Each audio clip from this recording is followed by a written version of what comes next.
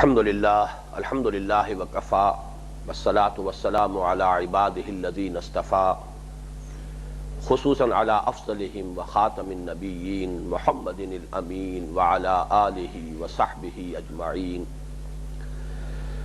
اما بعد فقد قال اللہ تبارک وتعالی کما ورد فی سورة الحجرات اعوذ باللہ من الشیطان الرجیم بسم اللہ الرحمن الرحیم یا ایھا الناس انا خلقناکم من ذکر وانثی وجعلناکم شعوبا وقبائل لتعارفوا ان اکرمکم عند اللہ اتقاکم ان اللہ علیم خبیر وقال تبارک وتعالی فی سورة النساء یا ایھا الناس اتقوا ربکم الذی خلقکم من نفس واحدۃ وخلق منها زوجها وبث منهما رجالا كثيرا ونساء واتقوا الله الذي تساءلون به والارحام ان الله كان عليكم رقيبا صدق الله العظيم رب اشرح لي صدري ويسر لي امري واحلل عقدة من لساني يفقهوا قولي اللهم ربنا الهمنا رشدنا واعذنا من شرور انفسنا اللهم ارنا الحق حقا وارزقنا اتباعه وارنا الباطل باطلا وارزقنا اجتنابه اللهم وفقنا لما تحب وترضى آمین یا رب العالمین۔ پچھلی نشست میں ہم سورہ حجرات کی آیت نمبر 13 پر گفتگو کر رہے تھے اور سلسلہ کلام ابھی جاری تھا۔ اب میں نے اس مبارکہ کی اس آیت کی بھی تلاوت کی ہے اور اس پر مزید اضافہ کیا ہے سورۃ النساء کی پہلی آیت کا، اور میں یہ چاہتا ہوں کہ ان دونوں آیات کے مابین جو مشابہت ہے اس کو اس اصول کے حوالے سے نوٹ فرما لیں جو میں نے بارہا بیان کیا ہے کہ اہم مضامین قرآن مجید میں کم سے کم 2 مقامات پر ضرور آتے ہیں، اور عام طور پر پھر ان میں ترتیب جو ہے عکسی ہو جاتی ہے۔ ایک جگہ پر جو بات پہلے آئی ہے وہ دوسری جگہ پر بعد میں آئے گی، اور پہلی جگہ پر جو بات بعد میں آئی ہے وہ دوسرے مقام پر پہلے آ جائے گی۔ اس آیت مبارکہ سے تو ہم اس کے ترجمے سے ہم پہلے ہی واقف ہو چکے ہیں۔ یا ایھا الناس انا خلقناکم من ذکر وانثی، اے لوگو ہم نے تمہیں پیدا کیا ایک مرد اور ایک عورت سے، وجعلناکم شعوبا وقبائل لتعارفوا، اور تمہیں بنا دیا ہم نے قومیں اور قبیلے تاکہ ایک دوسرے کو پہچان سکو۔ ان اکرمکم عند اللہ اتقاکم، یقیناً تم میں سب سے بڑھ کر باعزت اللہ کے نزدیک سب سے زیادہ متقی ہے۔ ان اللہ علیم خبیر، اللہ تعالیٰ سب کچھ جاننے والا، ہر شے سے باخبر ہے۔ سورہ نساء میں اب یہ عکسی ترتیب سے آیا، پہلے حکم آیا یا ایھا الناس اتقوا ربکم، یہاں تقوی بعد میں ہے سورہ حجرات کی آیت میں، ان اکرمکم عند اللہ اتقاکم، تم میں سب سے بڑھ کر باعزت اللہ کے نزدیک وہ ہے جو سب سے زیادہ متقی ہے۔ یہاں حکم کی شکل میں آیا، وہاں وہ کلام خبریہ ہے، یہاں کلام انشائیہ ہے، یہ فرق بھی نوٹ کیجئے۔ پھر ترتیب بھی، وہاں تقوی کا حکم بعد میں ہے یا ذکر بعد میں ہے، یہاں تقوی کے حکم سے بات شروع کی جا رہی ہے۔ یا ایھا الناس اتقوا ربکم الذی خلقکم من نفس واحدۃ وخلق منها زوجها، اے لوگو اپنے اس رب کا تقوی اختیار کرو جس نے تمہیں ایک جان سے بنایا اور اسی جان سے اس کا جوڑا بنایا۔ وبث منہما رجالا کثیرا ونساء، اور ان دونوں سے کثیر تعداد میں مردوں اور عورتوں کو زمین میں پھیلا دیا۔ واتقوا اللہ الذی تساءلون بہ والارحام، اس اللہ کا تقوی اختیار کرو جس کا کہ ایک دوسرے کو واسطہ دیتے ہو، اور رحمی رشتوں کا لحاظ رکھو۔ اب ضرور نوٹ کیجئے، یہ رحمی رشتے ایک تو حقیقی بہن بھائی ہیں، ماں باپ پر ان کے مابین جو اشتراک ہے باپ اور ماں کا تو رحمی رشتہ ہے ان کا قریب ترین۔ دادا اور دادی پر پھر یہ ذرا ایک قدم اوپر جا کر اس کا دائرہ رحمی رشتہ ہی ہے، لیکن اس کا دائرہ وسیع ہو گیا ہے۔ پردادا اور پردادی پر جا کر پھر وہی رحمی رشتہ ہے، لیکن اب اس کا دائرہ جو ہے اور وسیع تر ہے۔ اسی کو آگے بڑھاتے چلے جائیے تو آدم اور حوا پر ایک رحمی رشتے میں پوری نسل انسانی منسلک ہو جاتی ہے۔ واتقوا اللہ الذی تسالون بہ والارحام ان اللہ کان علیکم رقیبا، اور نوٹ کرو، یاد رکھو، اللہ تعالیٰ تم پر نگران ہے۔ وہاں فرمایا تھا ان اللہ علیم خبیر، اللہ ہر چیز کا جاننے والا اور ہر شے سے باخبر ہے۔ یہاں فرمایا اللہ تم پر نگران ہے، تمہارا ہر عمل، تمہاری ہر بات اس کے علم میں۔ اب جیسا کہ میں نے عرض کیا تھا کہ اس آیت مبارکہ کا ایک رخ تو ہے سابق کی طرف، انما المؤمنون اخوۃ فاصلحوا بین اخویکم یا ایھا الذین آمنوا لا یسخر قوم من قوم عسى ان یکونوا خیرا منہم، ایک رخ تو ادھر ہے، اور ایک رخ ہے اسلام کا معاشرتی اور ریاستی نظام پوری نوع انسانی کے ساتھ کن رشتوں میں منسلک ہے۔ وہ دو وحدتیں ہیں، وحدت آدم اور وحدت الہ۔ میں یہ عرض کر رہا تھا کہ عہد حاضر میں جو سائنسی اور تکنیکی ترقی ہوئی ہے اس کا منطقی نتیجہ یہ نکلا ہے کہ فاصلے معدوم ہو گئے۔ اب دنیا ایک شہر کے مانند ہے، ملکوں کی حیثیت جو ہے در حقیقت اب ایک شہر کے محلوں سے زیادہ نہیں رہی، فاصلوں کا وجود نہیں رہا۔ اس کا تقاضا تو یہ ہے کہ کوئی ایک عالمی نظام وجود میں آئے۔ ادھر یہ کہ جو خطرناک ہتھیار انسان نے تیار کر لیے ہیں کہ ذرا سا کہیں اگر کوئی چنگاری کہیں بھڑک اٹھے جنگ کی تو کیا نتیجہ نکلے گا، انسان کانپنے لگتا ہے اس کے تصور سے۔ یہ گویا کہ نوع انسانی کی ایک اجتماعی خودکشی بن جائے گی۔ لہذا کوئی ایک نظم ہو، کوئی ایک نظام ہو تاکہ اس کے تحت جو ہے امن کو برقرار رکھا جا سکے۔ لیکن ایک نظام کے لیے دلوں کو جوڑنے والی بھی تو کوئی شے درکار ہے۔ حال یہ ہے کہ عہد حاضر میں دلوں کے رشتے جو کے تو قائم، نسلی برتری کا احساس، رنگ کی بنیاد پر برتری کا احساس، انسان کا جغرافیہ کی بنیاد پر ایک دوسرے کو من دیگرم تو دیگری، یہ جو احساسات ہیں ان خلیجوں کو پاٹنے والی کوئی شے انسان کے پاس موجود نہیں۔ اس کے لیے تو ایک ہی شے ہے اور وہ مذہب کے پاس ہے۔ وہ مذہب بھی وہ جو صحیح مذہب ہے، پرورٹڈ مذہب نہیں۔ مثلا یہ کہ مذہب ہی کی ایک شکل دنیا میں یہ بھی ہے جو ہندوؤں کے ہاں ہے کہ جو مختلف ورن ہیں وہ پرماتما کے مختلف حصوں سے بنے ہیں۔ برہمن جو ہے وہ خدا کے سر سے بنا ہے، لہذا وہ اعلیٰ ہے، عرفہ ہے۔ جس طرح انسان کے جسم میں سر ہے، بلند ہے، بالا ہے، اعلیٰ ہے، عرفہ ہے، اسی طریقے سے برہمن ٹاپ پر رہے گا۔ شودر جو ہے وہ اس کے پاؤں سے بنے ہیں، وہ گھٹیا ہے۔ یعنی ایک ہوا اوست کا تصور لے کر بھی وہ فرق و تفاوت قائم رکھا گیا، جبکہ وہ اصل دین جو اب ہمارے پاس اگر کسی درجے میں ہے تو وہ حضرت ابراہیم کو ماننے والے جو مذاہب ہیں ان کے ہاں وہ تعلیم موجود ہے اصولی اعتبار سے، لیکن کامل شکل میں، محفوظ شکل میں صرف مسلمانوں کے پاس ہے۔ آخری ایڈیشن قرآن مجید وہ نمایاں کرتا ہے کہ یہ دو چیزیں ایسی ہیں کہ جس کی بنا پر ہر دو انسان، چاہے وہ مشرق اور مغرب کے فاصلے رکھتے ہوں، چاہے وہ رنگت کا زمین و آسمان کا فرق ہو، ایک انتہائی سیاہ فام حبشی ہو اور ایک سرخ روح ہو کوئی انسان، ان دونوں کے مابین ایک قدر مشترک موجود ہے، بلکہ دو اقدار ہیں مشترک۔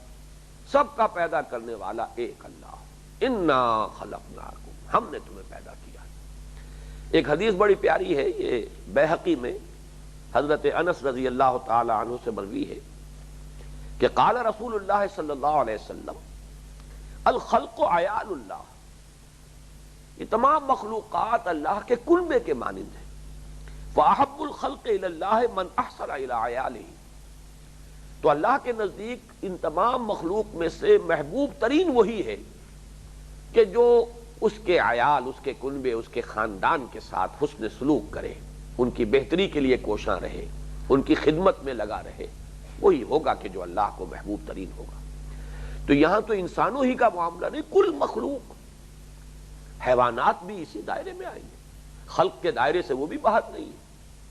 لہذا شفقت اور رحم حیوانات کے اوپر بھی، کسی جانور پر بھی جو ہے، ٹھیک ہے آپ اس سے کام لیتے ہیں تو اس کی سیوا بھی کیجیے، اس کو اس کی ضروریات کا بھی اہتمام کیجیے، لیکن یہ ہے کہ کوئی ظلم اور تشدد اور اس کا اس کے اوپر اس کی طاقت سے زیادہ بوجھ ڈالنا، اس کی اجازت نہیں۔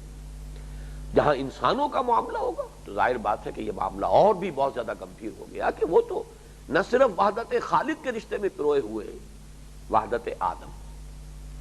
اس معاملے میں ذرا ایک اشکال ہے، وہ میں چاہتا ہوں کہ آپ حضرات کے سامنے رکھ دوں۔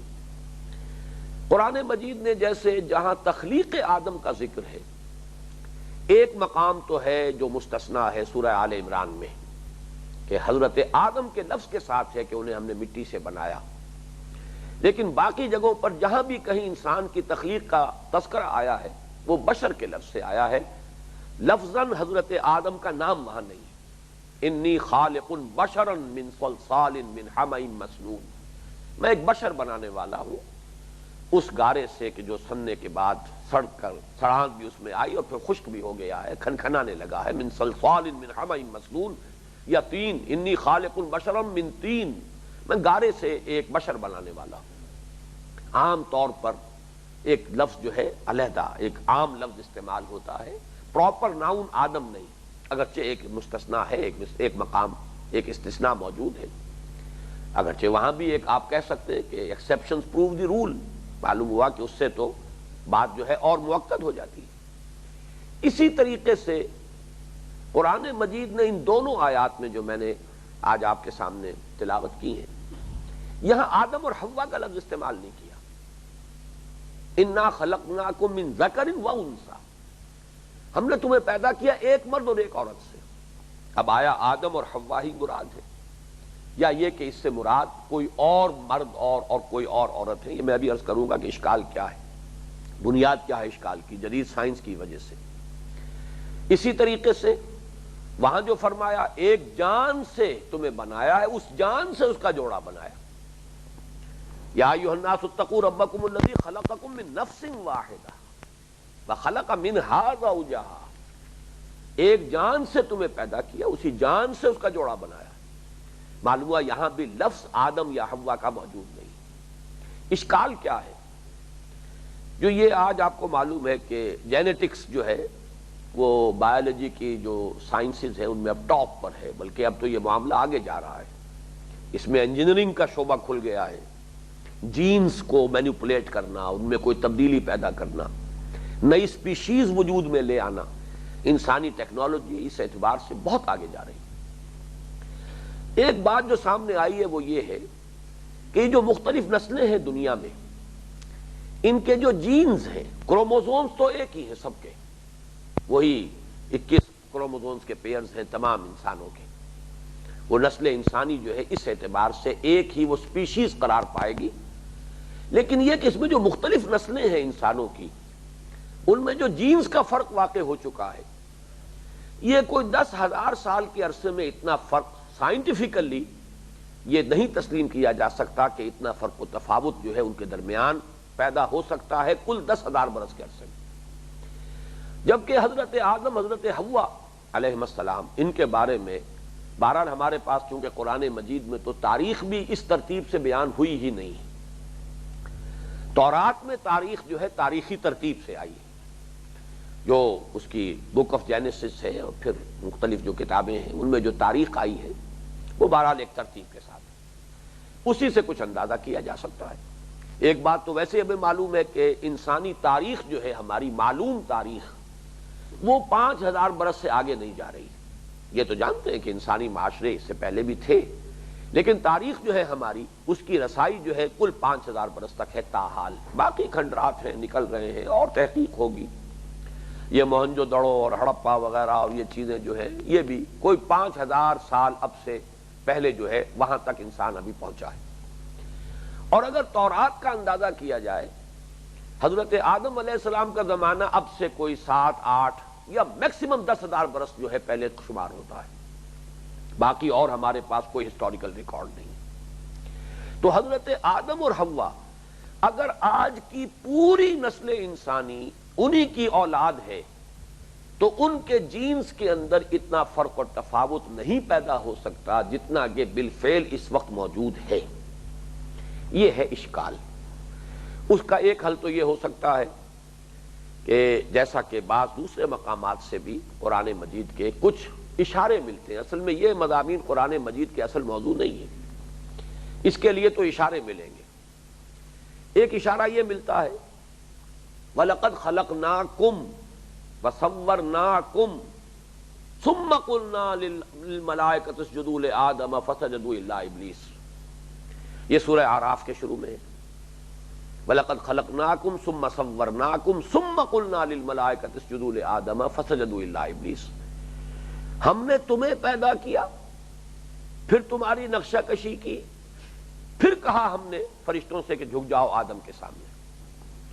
اس میں چونکہ جمع کا صیغہ پہلے آ رہا ہے تو ہو سکتا ہے کہ ایک نو پہلے وجود میں آئی ہو اور اس نو کے ایک سلیکٹڈ پرسن حضرت آدم ہو علیہ الصلوۃ والسلام.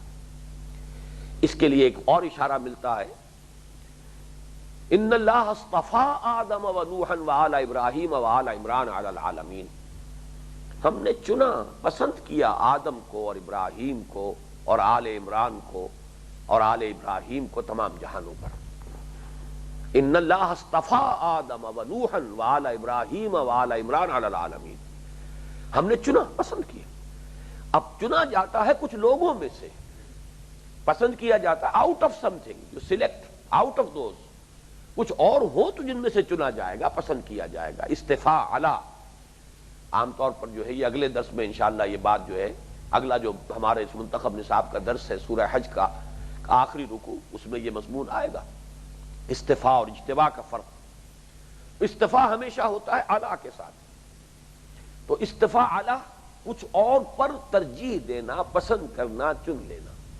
جیسے کہ اگر کسی گلاب کے پودے میں 10 پھول لگے ہوئے ہیں تو کوئی چنتا ہے اس میں سے کسی کو پسند کر لیا، وہ اس نے پھول توڑ لیا.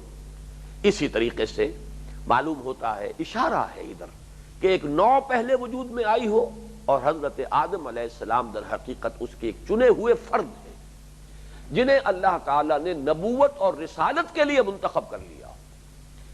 یہ ایک امکان ہے، ورنہ ایک اشکال ہے جو موجود ہے.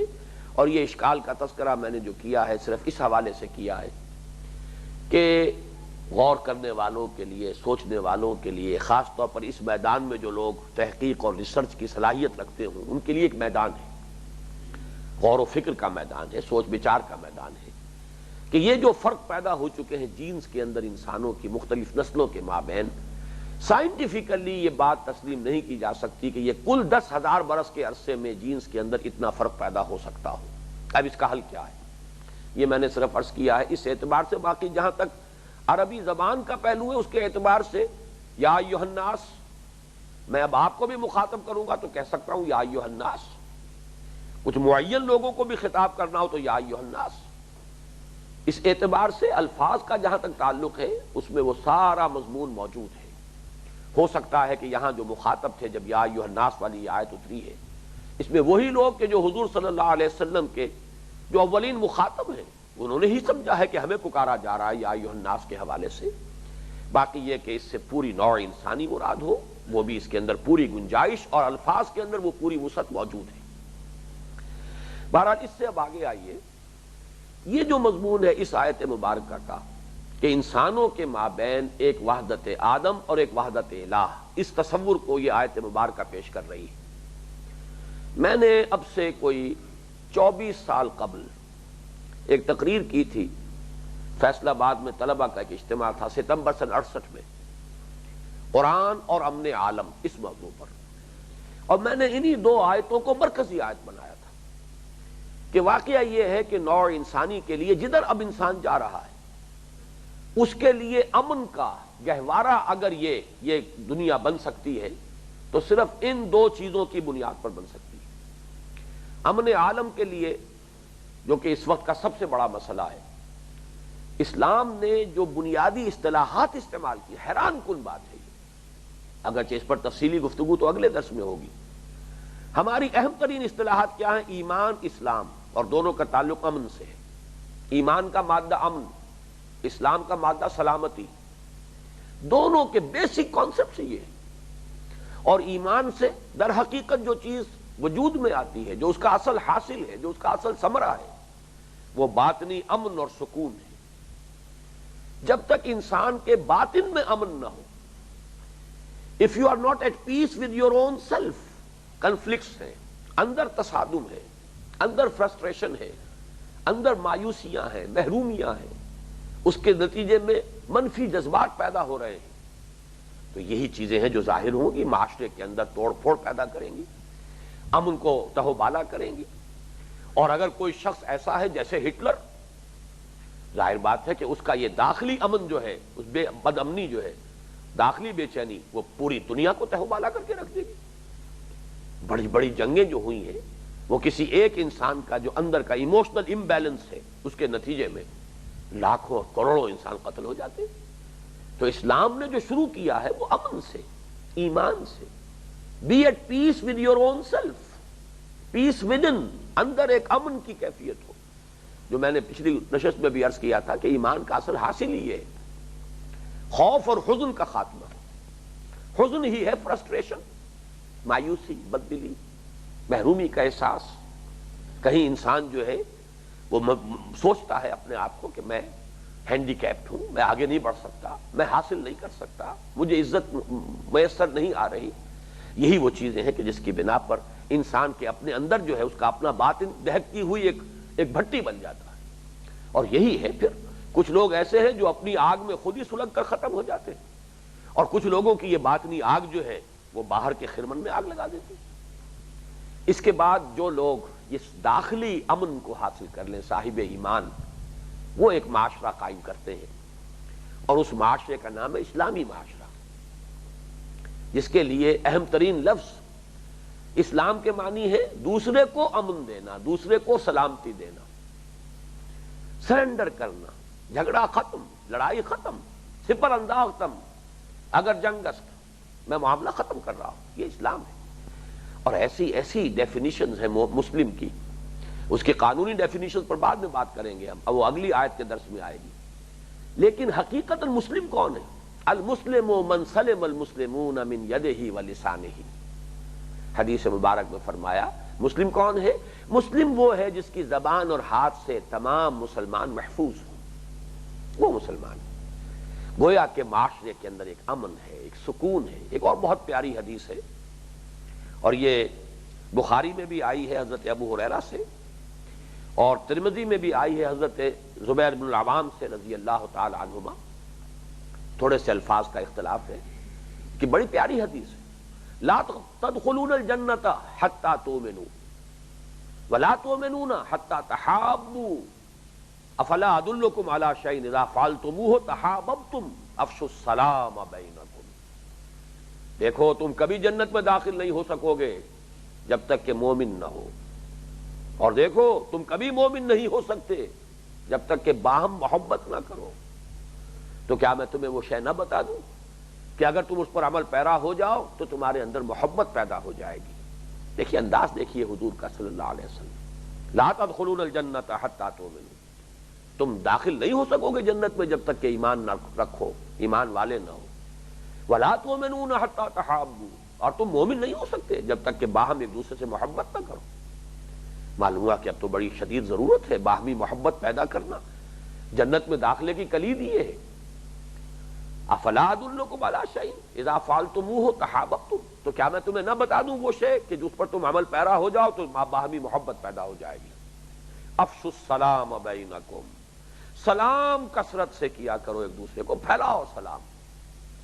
چنانچہ جیسے آپ جنت کے بارے میں قرآن مجید میں قیلا سلاما سلاما، جنت میں ہر طرف سے سلام ہی کی آوازیں آ رہی ہوں. قیلا سلاما سلاما، سلاما من رب الرحیم، سلام قولا من رب الرحیم. اللہ کی طرف سے بھی سلام آ رہے ہیں، اہل جنت بھی ایک دوسرے کو سلام کر رہے ہیں. اسی طرح اس دنیا میں مسلمانوں کے معاشرے میں سب سے زیادہ جو بولا جانے والا لفظ ہے السلام علیکم ہے، جس میں کہ یہاں تک ہدایت آئی ہے سلام اگر آپ کو کیا گیا ہے تو جواب میں کچھ نہ کچھ اضافہ کرو. السلام علیکم کا جواب وعلیکم السلام ورحمۃ اللہ وبرکاتہ، جتنا بھی اضافہ کر سکو، ورنہ کم سے کم وہ سلام جو کا تو لوٹا تو دو. وعلیکم السلام یہ تو کم سے کم درجے میں تمہیں کہنا ہے، تم پر لازم. رد السلام، سلام کو لوٹانا.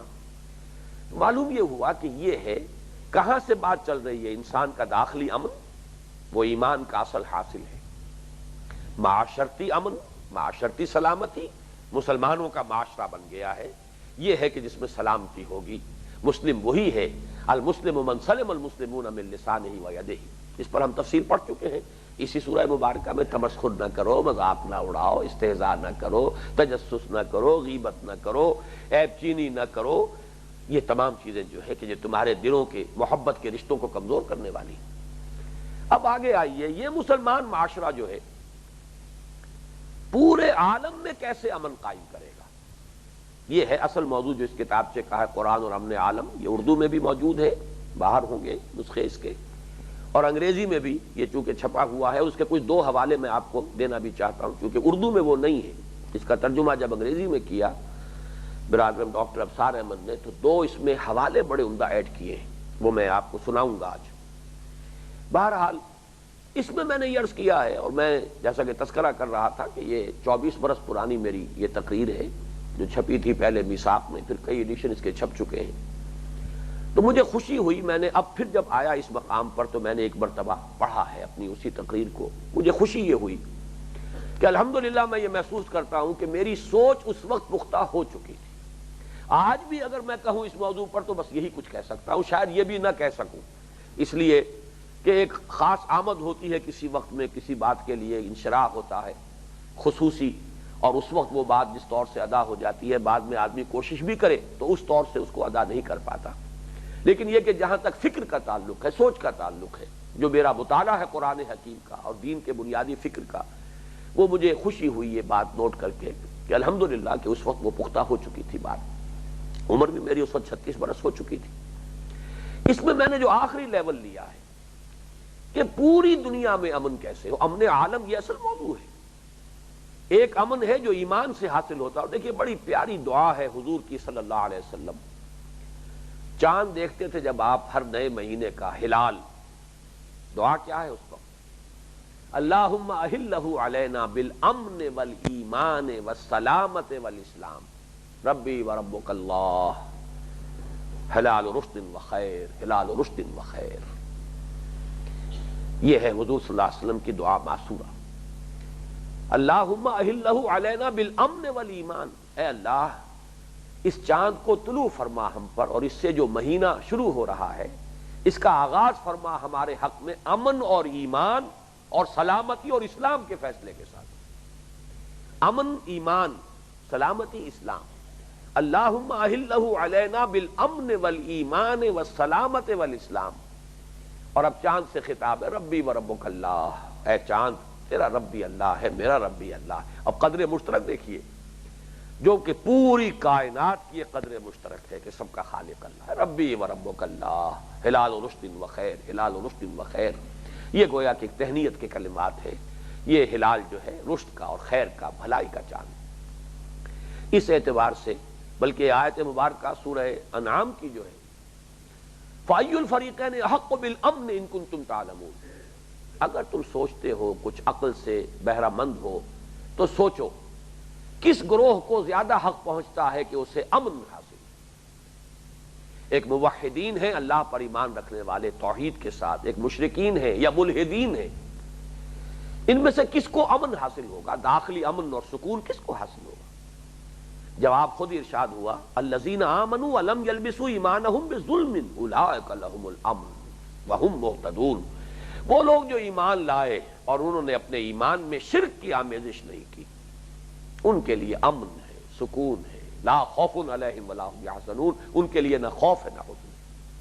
تو یہاں سے بات شروع ہوئی داخلی امن، پھر ان لوگوں کا معاشرہ ہے معاشرتی اسلام، المسلم من سلم المسلمون من لسانہ ویدہ۔ اس سے آگے بڑھیے، عالمی سطح پر یہ امن کیسے ہوگا؟ دو باتیں میں نے عرض کی ہیں اس میں۔ اس کی حتمی شکل تو یہی ہے کہ پوری دنیا میں یہ اسلامی معاشرہ اور اسلامی ریاست قائم ہو جائے، اس کے سوا کوئی شکل نہیں۔ اس وقت مجھے یہ احساس نہیں ہو سکتا تھا، آج میں کہہ رہا ہوں، اس لیے میں نے تفصیل سے یہ بات دہرائی ہے۔ آج نوع انسانی دہلیز پر پہنچ چکی ہے، اس لیے کہ ایک ورلڈ آرڈر کی بات تو اب ہو رہی ہے۔ اب سے یہ کم سے کم 20 برس پہلے ضرورت کا احساس شروع ہو گیا تھا، بلکہ اس سے بھی پہلے، یوں سمجھیے کہ 50 برس قبل اس کا احساس ہو چکا تھا۔ لیگ آف نیشنز بنی وہ ناکام ہوئی. کیوں ناکام ہوئی؟ اس لیے ناکام ہوئی کہ دلوں کے فاصلوں کو پاٹنے والی تو کوئی شے ہے ہی نہیں. نسلوں کے فرق اور امتیاز کے اوپر بالا تر کوئی ایسی اقدار ہے ہی نہیں کہ دو انسانوں کو جوڑ سکے. اس اعتبار سے لیگ آف نیشن ناکام ہو گئی. بیچاری کئی روز سے دم توڑ رہی ہے. ڈر ہے خبر بد نہ میرے منہ سے نکل جائے. تقدیر تو مبرم نظر آتی ہے لیکن پیرانے کلیسا کی دعا ہے کہ یہ ٹل جائے. یہ تو نصف صدی سے پیشتر کا معاملہ لیگ آف نیشنز کا. پھر یونائٹڈ نیشنز آرگنائزیشن، کتنا اس کا بجٹ ہے، کتنا اس کا پمپ اینڈ شو ہے، کتنی اس کے لیے جو ہے دنیا میں دھوم دھام ہے. لیکن مجھے یاد آ رہا ہے کہ ایک زمانے میں جمعیت طلبہ کا ایک پرچہ نکلتا تھا، اسٹوڈنٹس وائس، تو یو این او سے انہوں نے ایک لطیفے کے انداز میں یونائٹڈ نیشنز آرگنائزیشن نہیں، انٹائڈ نیشنز آرگنائزیشن، یہ ایسی قوموں کی آرگنائزیشن ہے جو بندھی ہوئی نہیں ہے آپس میں، انہیں کوئی شے باندھنے والی ہے ہی نہیں. انٹائڈ ہے یہ، یونائٹڈ نہیں ہے. کیا چیز باندھے گی انہیں؟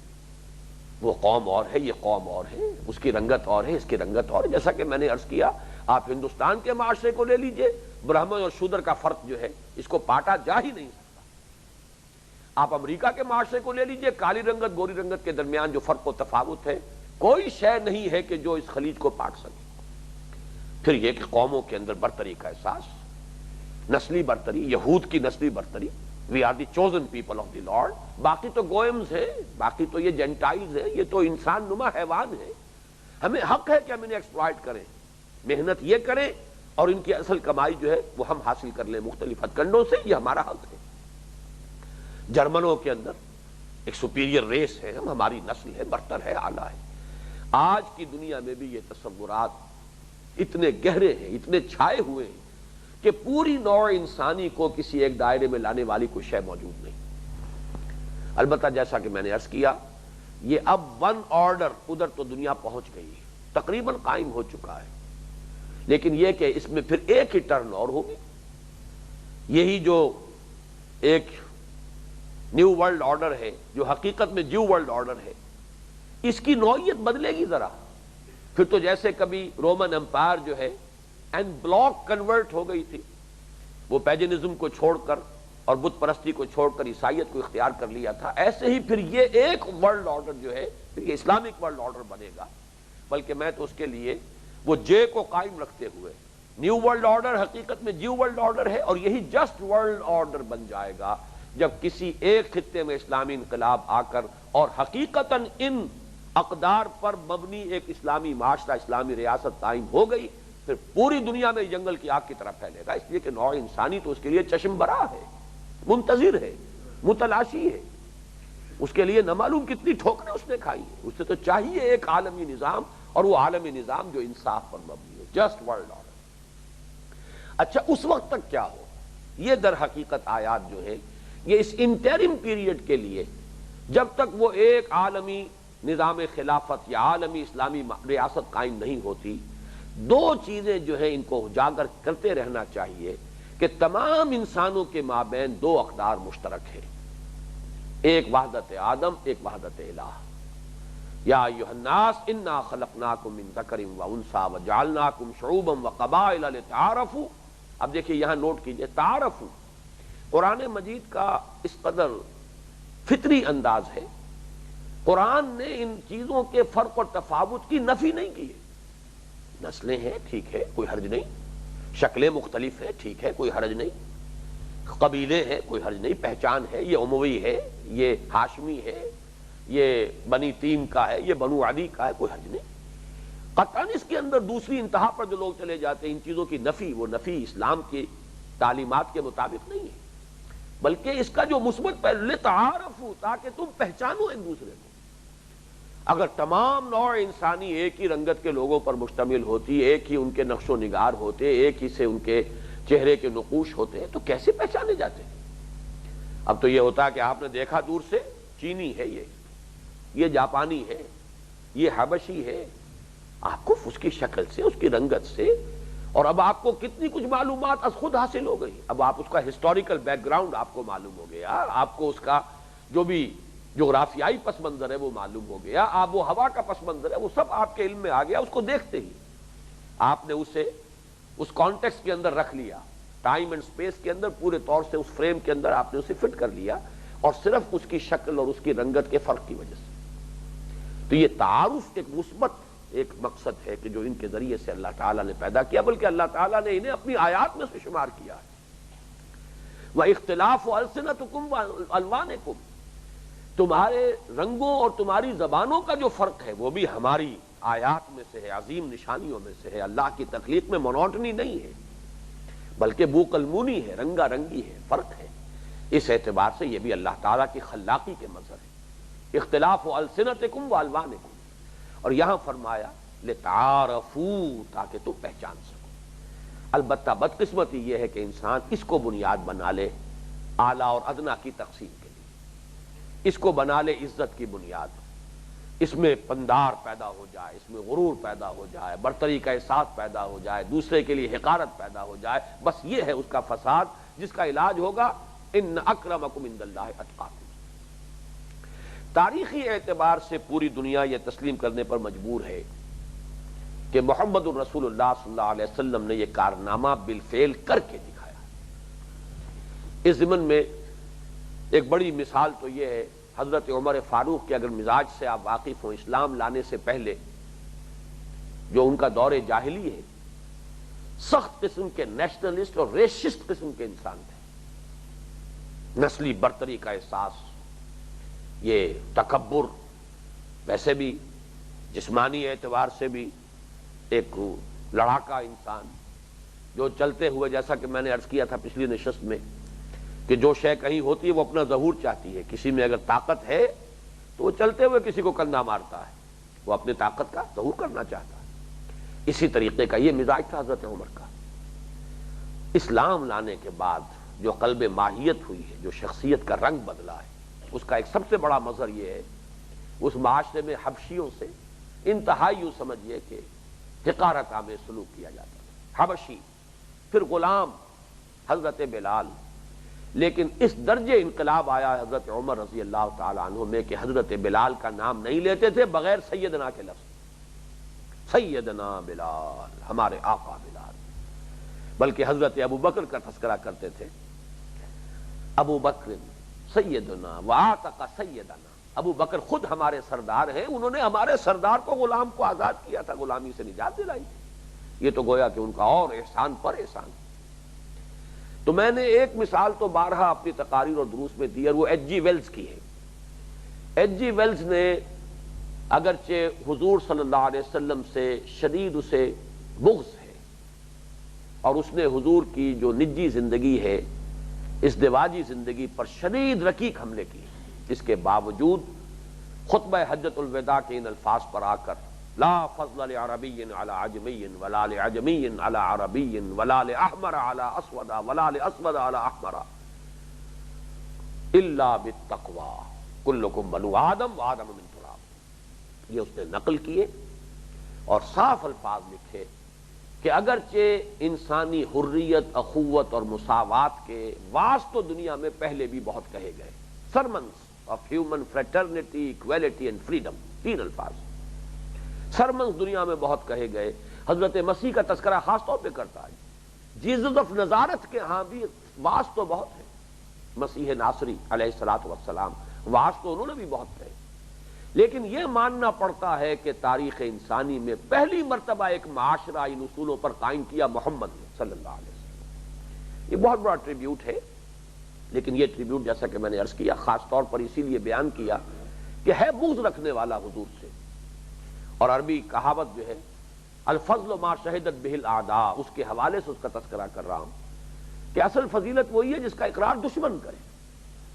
محبت کرنے والے عقیدت مند جو ہیں وہ تو حضور کے فضائل بیان کریں ہی گے، آپ کی مدح کریں گے، ثنا کریں گے، تعریف کریں گے، توصیف کریں گے، لیکن دشمن ہو پھر مانے، معلوم ہوا کہ یہ بات تو ایسی ہے کہ جس میں اب کسی اختلاف کی گنجائش نہیں۔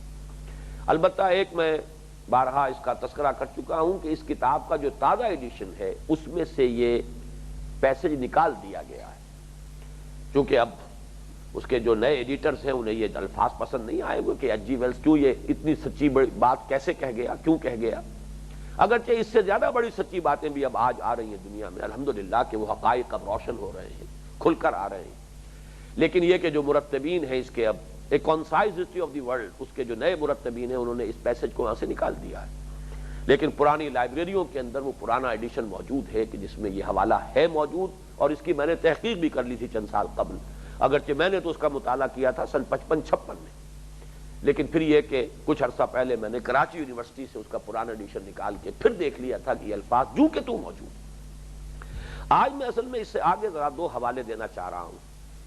یہ جو انگریزی ترجمہ کیا ہے قرآن اور امن عالم کا برادرم ڈاکٹر ابصار احمد نے، اس میں انہوں نے یہ دو حوالے مزید دیے ہیں، ان کو میں اس وقت آپ کو پڑھ کر سنا رہا ہوں۔ ایک ٹوائنبی کا حوالہ ہے۔ ٹوائنبی جو ہے فلسفی آف ہسٹری پر اس وقت عہد حاضر میں سب سے بڑی اتھارٹی وہ مانا گیا ہے۔ اس کا ایک جملہ تو میں نے بھی بارہا کوٹ کیا ہے، وہ تو بڑا زہر میں بجھا ہوا جملہ ہے جو حضور کے بارے میں اس نے کہا، محمد failed as a prophet but succeeded as a statesman۔ یعنی مکی دور میں اسے نظر آتا ہے کہ حضور واقعتاً ایک نبی ہی کے سے کردار کے حامل ہیں، لیکن وہاں تو وہ ناکام ہو گئے، وہاں سے تو ان کے خیال میں جان بچا کر آپ کو جانا پڑا، لیکن مدنی دور میں جو نقشہ سامنے آتا ہے اس کے قول کے مطابق وہ ایک اسٹیٹس مین کا ہے، ایک سیاستدان کا ہے، اس میں وہ کامیاب ہو گئے۔ محمد failed as a prophet but succeeded as a statesman۔ اور اصل میں منگومری واٹ نے اسی جملے کی وضاحت کی ہے جو دو کتابیں لکھی ہیں، محمد at Mecca, Muhammad at Medina, اور کنٹراسٹ کو نمایاں کر دیا ہے کہ مکے والا محمد کوئی اور نظر آتا ہے، مدینے والا محمد کچھ مختلف ہے صلی اللہ علیہ وسلم۔ ویسے یہ بہرحال ان کے اپنے فہم کی کوتاہی ہے، لیکن اس وقت میرا یہ مضمون نہیں ہے۔ وہی ٹوائنبی جو ہے یہ الفاظ کہہ رہا ہے، میں اب آپ کو یہ کوٹیشن اس کی سنا رہا ہوں۔ یہ اس کی کتاب ہے سویلائزیشن آن ٹرائل، اس کا یہ The extinction of race consciousness as between Muslims is one of the outstanding moral achievements of Islam, and in the contemporary world there is, as it happens, a crying need for the propagation of this Islamic virtue۔ عہد حاضر میں اس کی نہایت شدید ضرورت ہے کہ اسلام کی اس تعلیم کو عام کیا جائے، پھیلایا جائے، لوگوں تک پہنچایا جائے۔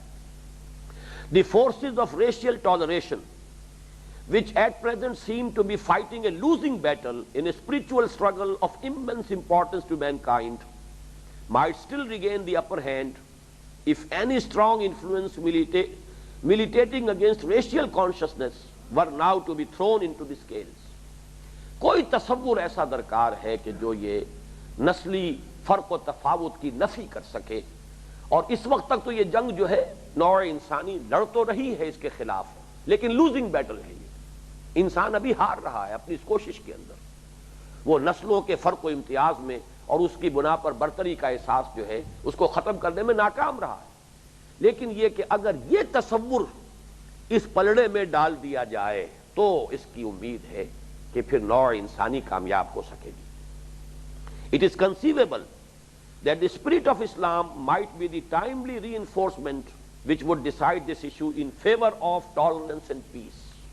یہ بات سمجھ میں آتی ہے، ٹوائنبی کہہ رہا ہے کہ اسلام کی جو روح، یہ روح ہے، اس کو وہ روح سے تعبیر کر رہا ہے، یہ انسانوں کی ایک وحدت، انسانوں کا ایک ہونا، اور ان میں یہ تصور، اور یہ دو بہت ہی مضبوط تصور، دو بہت ہی مضبوط بنیادیں، ایک ہی انسانی جوڑے کی اولاد ہے، جیسا کہ میں نے عرض کیا تھا ان کا نام آدم اور حوا ہے یا نہیں ہے، لیکن ہے بہرحال ایک انسانی جوڑے کی اولاد ہے، اور نمبر دو ایک ہی اللہ ان سب کا پیدا کرنے والا ہے۔ ان دو کی بنیاد پر ٹوائنبی مانتا ہے کہ نوع انسانی جو اس وقت ایک لوزنگ وار جو ہے، جو جنگ کر رہی ہے لیکن وہ شکست کھا رہی ہے پے بپے، اس میں اس کو کامیابی کی کوئی امید ہے۔ دوسری کوٹیشن ہے یہ مالکم ایکس، جو ایک افرو امریکن جو مسلمان جن کو آپ بلیک مسلمز عام طور پر کہہ دیا جاتا ہے، ان میں یہ ایک شخصیت تھی جو پھر ملک الشہباز کے نام سے بہت مشہور ہوئی ہے، بڑی ڈائنامک شخصیت اور بڑے صحیح فکر والا مسلمان۔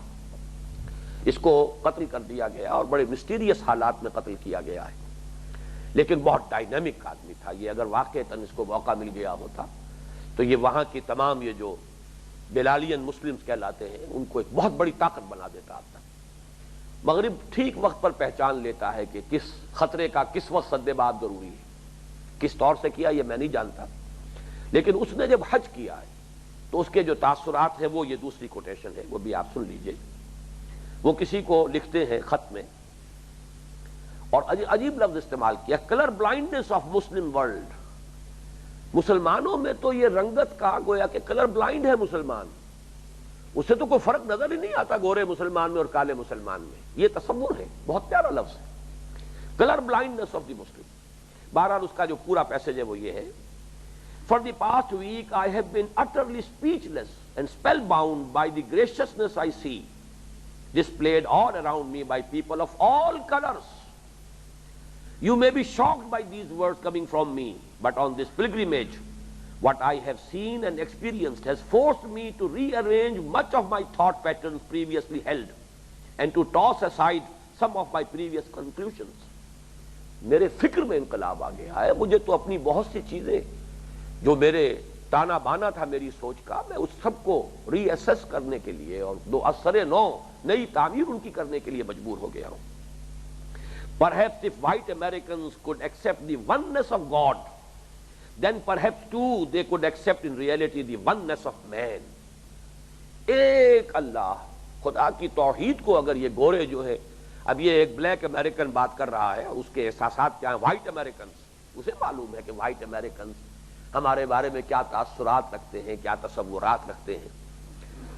Perhaps if white Americans could accept the oneness of God, then perhaps too they could accept in reality the oneness of man and cease to measure and hinder and harm others in terms of their differences in color. Each hour here in the Holy Land enables me to have greater spiritual insight into what is happening in America between black and white. یہاں یعنی حرم میں جو بھی وقت میرا گزر رہا ہے، ہر گھڑی ہر ساتھ جو گزر رہی ہے، اس سے مجھے احساس ہو رہا ہے کہ جو مغرب کا معاشرہ ہے اور امریکی معاشرہ ہے، وہاں کیا چیز ہے جو ہمارے پاس نہیں ہے، اور وہاں جو کچھ ہو رہا ہے کیوں ہو رہا ہے، اس کا احساس یہاں آ کر تعرف الاشیاء باسدادھا، ایک مقولہ عربی زبان کا، ہر شے کی حقیقت اس کے مقابل کی شے کے حوالے سے زیادہ اجاگر ہو کر آتی ہے۔ تو جو امریکہ کے معاشرے سے ایک شخص آیا ہے، اس نے مسلمانوں کے اس معاشرے کو دیکھا تو اسے زیادہ احساس ہوا ہے شدت کے ساتھ۔ ہمیں اس کا احساس نہیں ہو سکتا، اس لیے کہ ہم تو اسی ذہنی فضا میں پلے بڑھے ہیں۔ ہمارے ہاں وہ فرق و تفاوت جو ہے ہماری سوچ کے اندر فی الواقع موجود نہیں ہے، اگر ہے بھی تو بہت تھوڑا ہے، بہت معمولی ہے۔ وہ جو کچھ وہاں ہے اس کا ہمیں اندازہ نہیں، اس کا اندازہ وہیں کے ایک شخص کو ہو سکتا ہے، اور اسی کے لیے میں نے آپ کو یہ حوالہ جو ہے سنایا ہے۔ بارک اللہ لی ولکم فی القرآن العظیم ونفعنی وإیاکم بالآیات